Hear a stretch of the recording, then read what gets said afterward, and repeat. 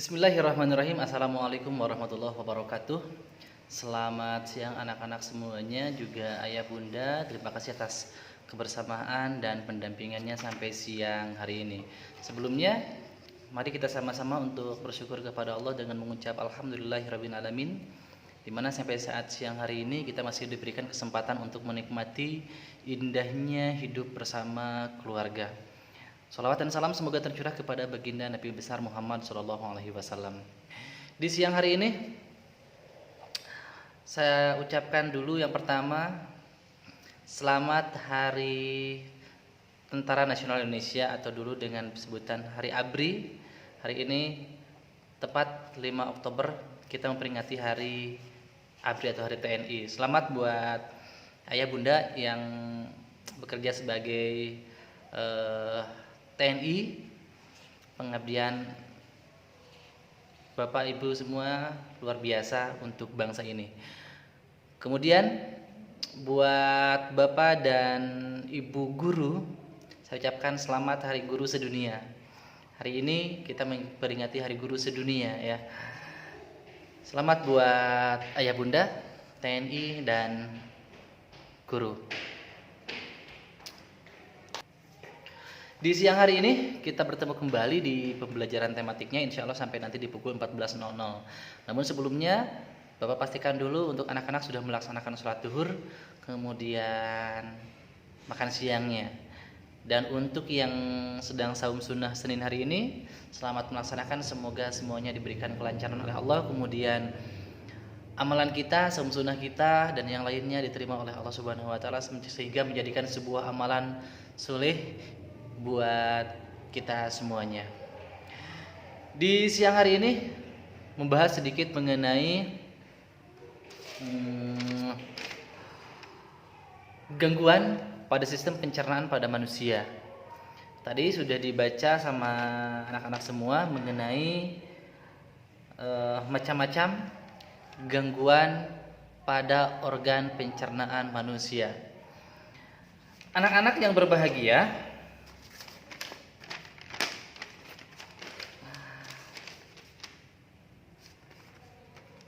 segala macam bentuk gangguan pada pencernaan kita atau pada pencernaan manusia ini tidak lepas dari penyebab, ya, tidak lepas dari berbagai penyebab. Nah, baik itu penyebab dari luar ataupun dari tubuh kita sendiri. Yang pertama, penyebab gangguan pencernaan pada manusia atau pada diri kita masing-masing itu diantaranya ada pola makan yang tidak baik sehingga menyebabkan pencernaan kita tidak sehat.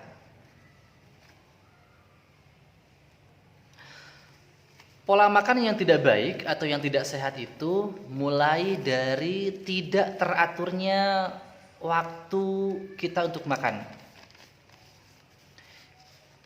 Ingat, dalam sehari kita diharuskan makan 3 kali dalam sehari.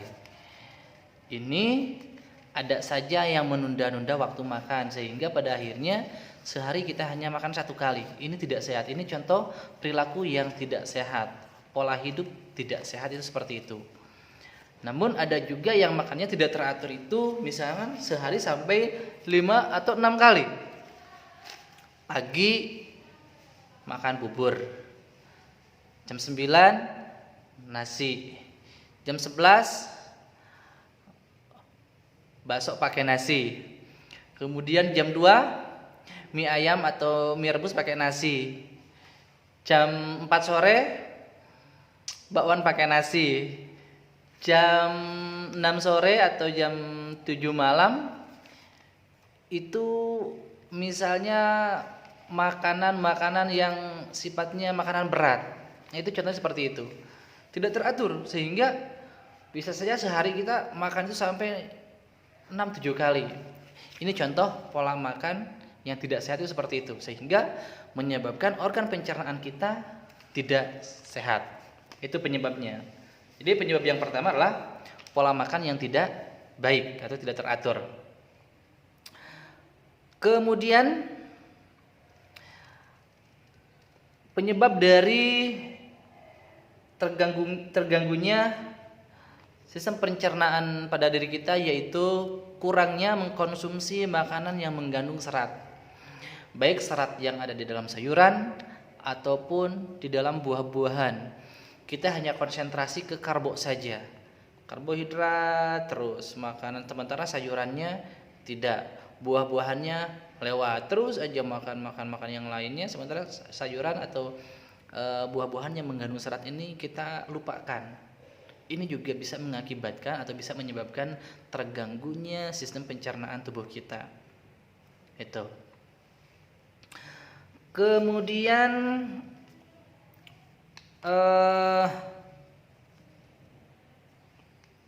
ada lagi penyebabnya adalah misalnya kita mengkonsumsi makanan atau jajanan yang tidak sehat, bisa mengandung kuman misalnya di jalanan atau di luar. Kita beli makanan yang kita tidak tahu, yang gak jelas bagaimana terjamin kesehatannya. Biasanya di tempat jajanan-jajanan terbuka itu rentan sekali kuman-kuman. Nah, ini bisa juga mengakibatkan atau menyebabkan gangguan pada sistem pencernaan kita. Maka hati-hati ketika kita membeli makanan yang siap makan atau dari luar atau jajan istilahnya, hati-hati, ini juga harus selektif ya. Hati-hati, kita harus pilih-pilih, oh, makanan ini tertutup tidak penyajiannya, kemudian cara pengolahannya sehat enggak, kemudian bahan-bahan yang digunakan juga sehat atau tidak. Nah, ini juga harus kita sikapi dengan bijak ya. Biasanya kalau anak-anak itu jajan itu yang penting enak di mulut, sementara pertimbangan di perutnya ini gak jelas apakah baik buat tubuhnya atau tidak. Biasanya menimbang, ini enak nih, seger ya. Nah, ini hati-hati. Jadi kita harus selektif dalam mengkonsumsi makanan, baik makanan yang di luar ataupun makanan yang ada di rumah. Apabila sudah kadaluarsa mah nggak baik juga ya, hati-hati. Kemudian ada lagi penyebab dari terganggunya sistem pencernaan tubuh kita, yaitu terlalu banyak mengkonsumsi makanan yang mengandung gula. Ini hati-hati. Terlalu banyak mengkonsumsi makanan yang mengandung gula juga bisa menyebabkan terganggunya sistem pencernaan. Pak, bagaimana kalau gula kan sifatnya manis ya? Ini yang mengandung gula. Pak, bagaimana kalau lihat Pak Yus? Bisa menyebabkan gangguan pencernaan tidak kalau melihat Pak Yus, Pak Alpian gitu? Insya Allah enggak ya. Di Pak Alpian cuci tangan. Jadi insya Allah kalau melihat kami, Pak Alpian, Pak Yus, pencernaan kalian tidak akan terganggu. Lanjut. Kemudian ada lagi penyebab terganggunya sistem pencernaan kita, yaitu terlalu cepat menelan makanan tanpa mengunyah, tanpa mencerna secara mekanik dengan sempurna. Ya. Misalkan makanan-makanan yang sedikit agak keras, seperti apa ya, Pak Al, makanannya? Misalkan kacang-kacangan. Bisa jagung kering, kacang-kacangan yang sifatnya keras, kemudian kita makan dan mengunyahnya dengan singkat atau tidak cukup karena ingin buru-buru, terus makan nyom-nyom takut kehabisan orang. makan terus langsung telan. Nah, hati-hati ya, ini juga bisa menyebabkan terjadinya gangguan pencernaan pada tubuh kita. Kalau Rasulullah mengajarkan, bahkan Bapak sempat mendengar ketika mengunyah itu harus 40 kali kunyahan. Ya. Artinya apa? Supaya organ pencernaan yang lain akan mudah mencerna kembali apa yang dicerna oleh mulut kita. Yang dikunyah oleh mulut kita dengan menggunakan gigi, yaitu mencerna secara mekanik, kemudian masuk ke dalam tenggorokan atau kerongkongan kita dan masuk ke pencernaan yang lain, maka organ pencernaan yang lain akan sangat mudah ketika kita mengunyahnya dengan sempurna. Itu. Nah, itu adalah beberapa penyebab dari terganggunya sistem pencernaan pada tubuh kita.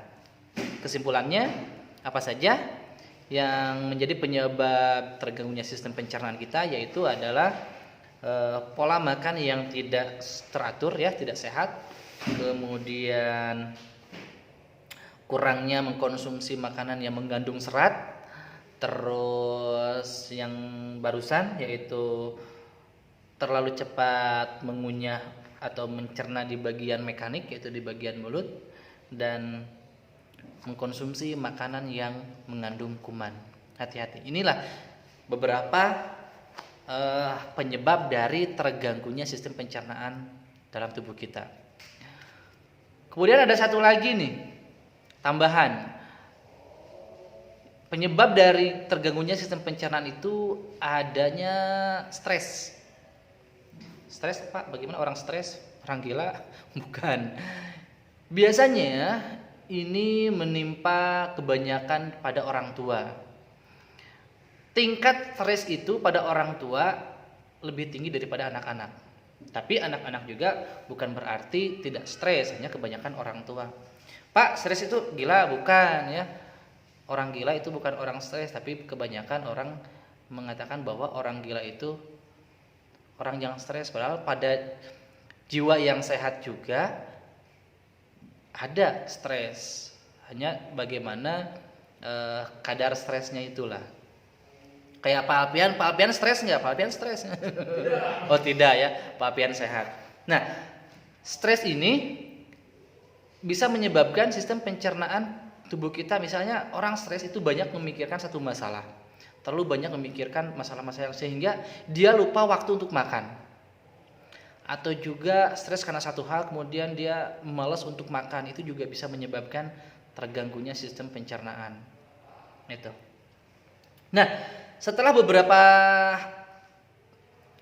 penyebab daripada gangguan pencernaan, selanjutnya Bapak sampaikan mengenai macam-macam atau apa saja sih gangguan pencernaan pada manusia.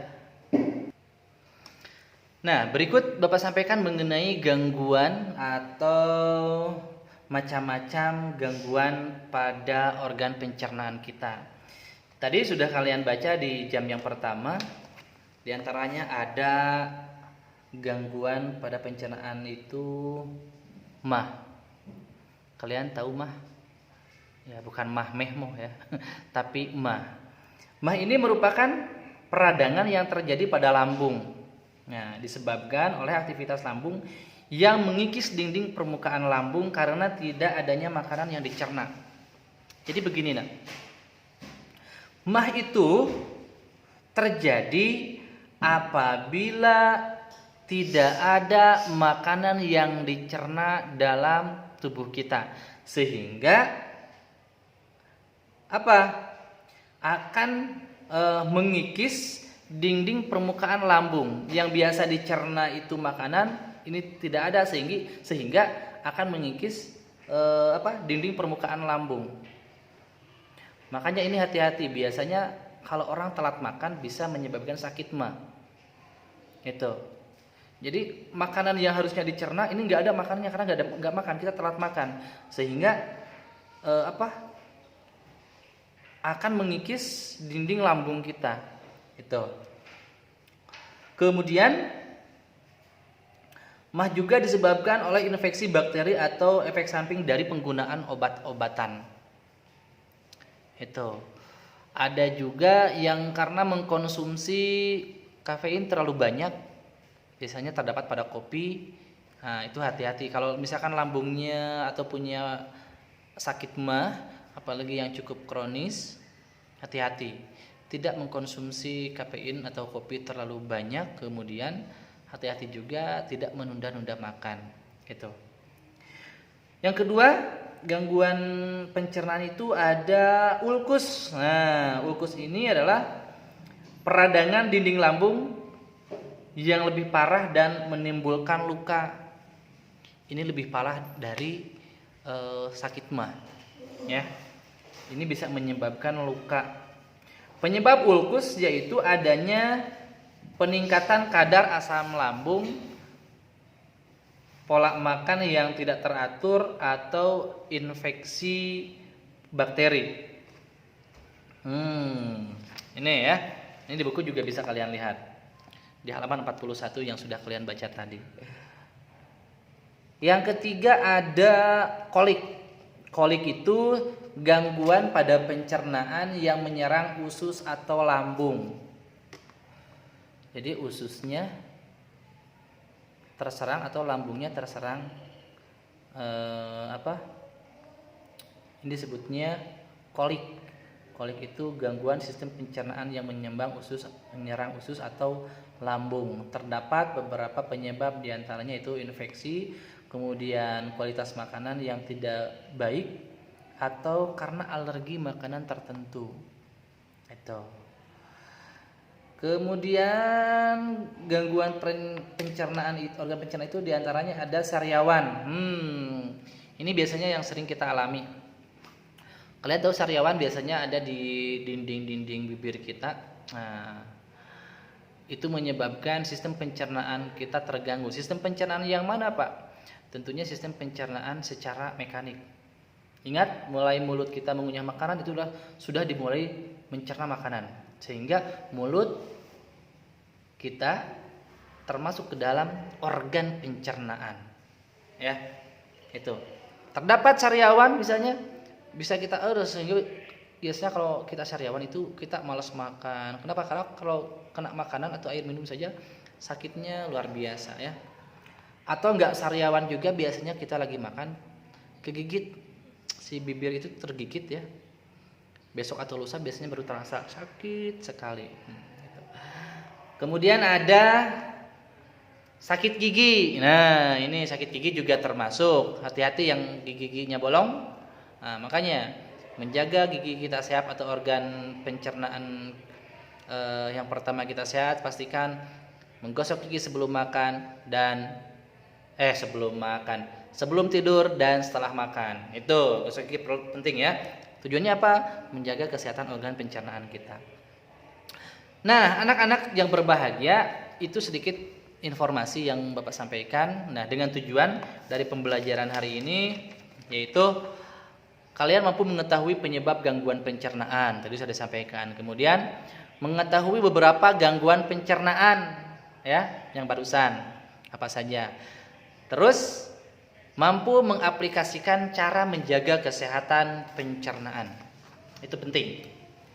Ya, ini untuk keempat atau keterampilannya adalah kalian mampu mengaplikasikan bagaimana cara menjaga organ pencernaan kita, mulai dari mulut, gigi sampai yang lainnya. Jaga. Itu. Terima kasih, berjumpa kembali di lain kesempatan dan lain hari. Semoga semuanya diberikan selalu kesehatan oleh Allah Subhanahu wa taala. Dan terakhir, tetap semangat, jangan menyerah untuk selalu belajar. Ya, terutama membaca, karena membaca adalah salah satu pintu untuk mendapatkan ilmu. Terima kasih. Ila liqa ma'as salamah. Wassalamualaikum warahmatullahi wabarakatuh.